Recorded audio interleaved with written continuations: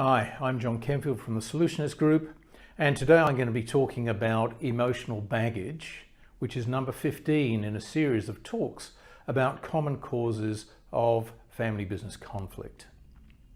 What is emotional baggage? Emotional baggage is real or perceived problems that have had an detrimental emotional impact on a person, often since their very early years.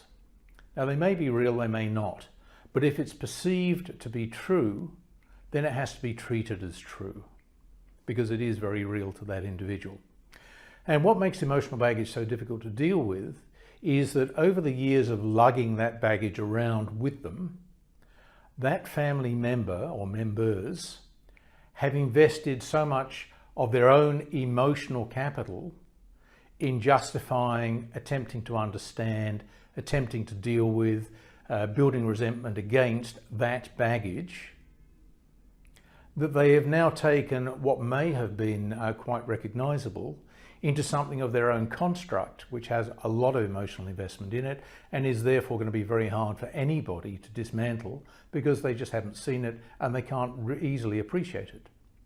So what's the solution? Because emotional baggage can completely derail families.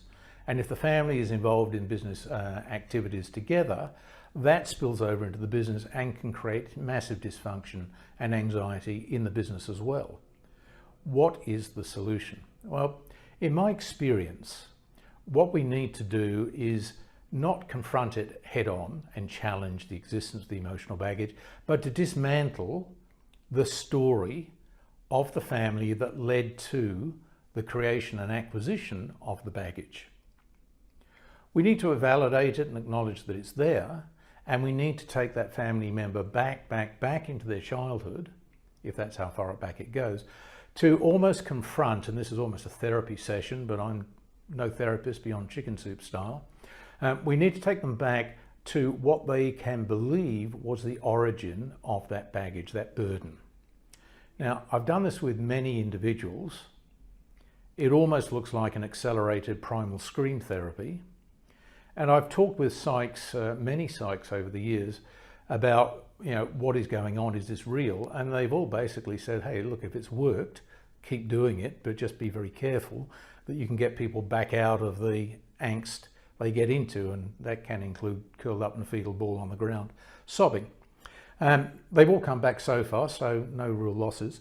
But what we've done is we've helped them to go back, confront, relive, and then decide they want to come forward with a better perspective.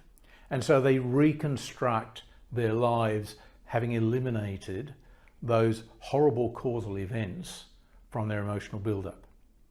And it seems to work. It seems to enable them to shed the load, to come back into the bosom of the family, and that's largely through apologies and acceptance, and end up in a very much better space. And this can happen really, really quickly. So the remarkable thing is, unlike the Stephen Covey statement, which is you can't fix decades of behaviours with hours of talk, my experience is some situations you really can. You really can crash through or crash and help enormously. If you found this helpful, please like, please share, and please come back for more. Thank you.